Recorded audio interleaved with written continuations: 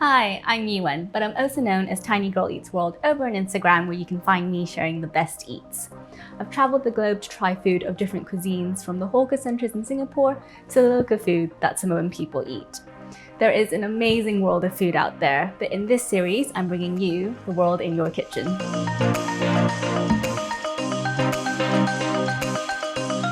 So today we have Alyssa Tymoshkina joining us, who is a food writer, author, and chef from Siberia in Russia. He's going to be sharing a traditional recipe with us today. So Alyssa, what will you be making for us today? So today I'm making pelmeni. It's a traditional Siberian dish, which is essentially dumplings. Lovely. And who doesn't like a good dumpling? I love dumplings. We're gonna start by making the dough. So it's just plain flour, egg and salt and some water. So it's a very simple dough. It's gonna get a bit messy, but it's quite fun. Especially if you have children, then it's the best thing to get them involved as well. Of course, yeah, and I know you have a little one at home. I do, yes. At the moment, she just makes a lot of mess. I feel it's important to introduce children to food and to actual cooking of the food as soon as possible. Yeah. I know that you grew up with 3 generations of women, so tell me a little bit more about that. I was born in the 80s, which was then the Soviet Union. And for various social, economic reasons, families used to live together, big families used to live together. So I actually was raised by my parents, my grandparents, and my great-grandparents as well. I always look back on those times very fondly, because it was so special to have my great-grandmother, who she was born in the 1912s. She was kind of the heart and soul of our family, really. And the kind of brightest and most vivid memories I have is of her making dough. So I'm just gonna put it into beeswax paper. So we put it in the fridge for half an hour, and in the meantime we can prepare the fillings. Today I'm gonna make 2 different types just to show the variety. And one of these that I'm starting with is my favorite one. It's mushrooms. And the best part about it is that it has some pine nuts in it. And I also love adding a bit of soy sauce to the filling. Well, pretty much anything that I cook with mushrooms, I always add a bit of soy sauce, because there's something about the combination of the two that really brings out the flavor. Yeah, I really love mushrooms and soy together. I think it just adds a bit of an extra little bit, doesn't it? Well, actually, the Siberian dumplings, Pelmeni, there are many versions as to their origin, but one of them is that they came from China, so it's kind of a distant cousin, distant relative. Yeah. My mum would always have guests round for dinner parties, and our dinner parties would go on, they'd start around 6 p.m. and then they would probably end around 6 a.m. That is a party. Yep. And no matter how exotic the main meal would be, around 1 o'clock at night, pelmeni would come out.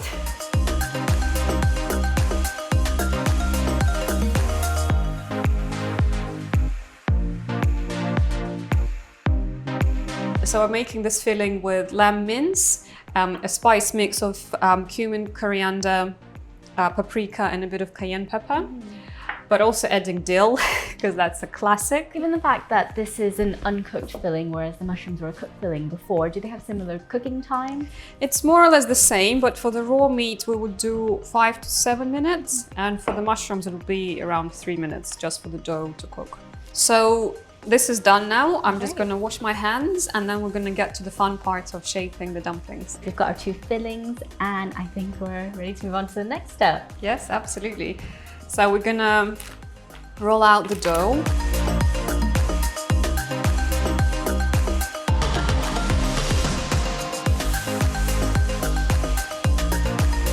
So here's one strip of dough for you. Thank you.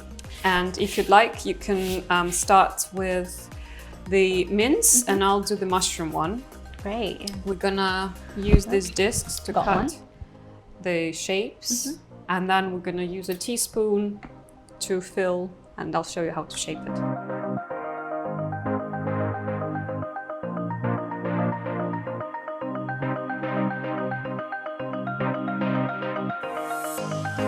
So we're gonna lay out the discs now. Okay. Can do a few, maybe 4 or 5. And then if you take your bowl and a teaspoon, and then we need quite a small amount, and then we place the filling in the middle.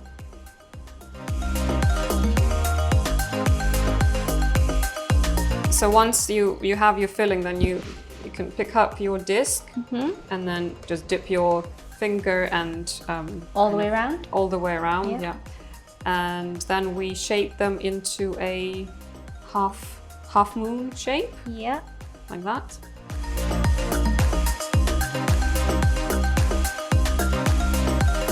You would put them on a tray like that, and then once they're a little bit dry, you could put them in a bag.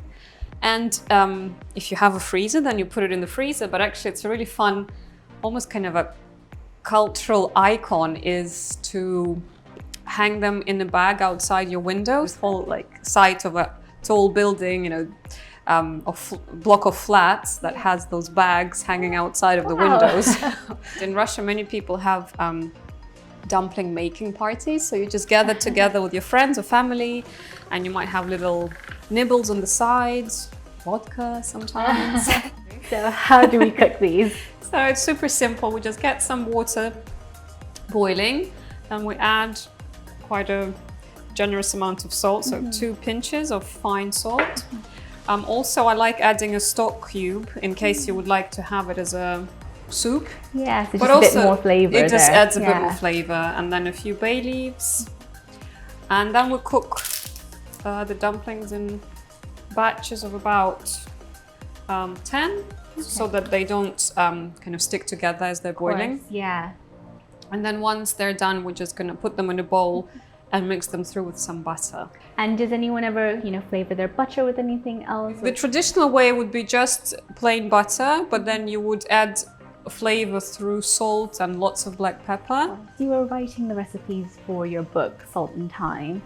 I'm really interested to know how much of it is really kind of based on your traditional Russian food, because obviously, your daughter will grow up eating a mixture of food, both Russian and I'm sure a variety of other cultures growing up in the UK. But how does that all tie in together in terms of how you view motherhood and your Russian culture? That's a great question. I mean, Russian cuisine itself, or pretty much any cuisine if you look deep enough, there are so many wonderful connections and there's so much history in there that, and it's constantly evolving as well. Of course, yeah. So Russian cuisine, at least in the 20th century, underwent so many different changes, and that's what I was really interested to capture in my book. But also, it's also about, each home cook has their own story and has their own ways of cooking something. So, how it's made so differently in each household, and each woman has their own kind of stamp on it. Yeah, I think it's such an inspiration that you're taking your inspiration of so many generations of women influencing you and trying to pass that on to your daughter and hopefully her daughter and so on. So this all looks lovely. I think we just have to plate up now, is that right? Absolutely, yep.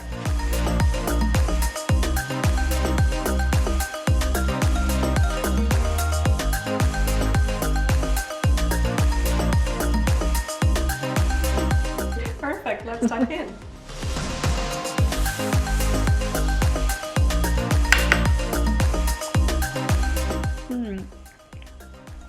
That's so lovely with fresh dough. It really brings out the flavors from the actual dumpling itself and just complements it nicely. Lovely. I can see why this is the go-to combo. This is really great. This is a classic. Yeah, this is delicious.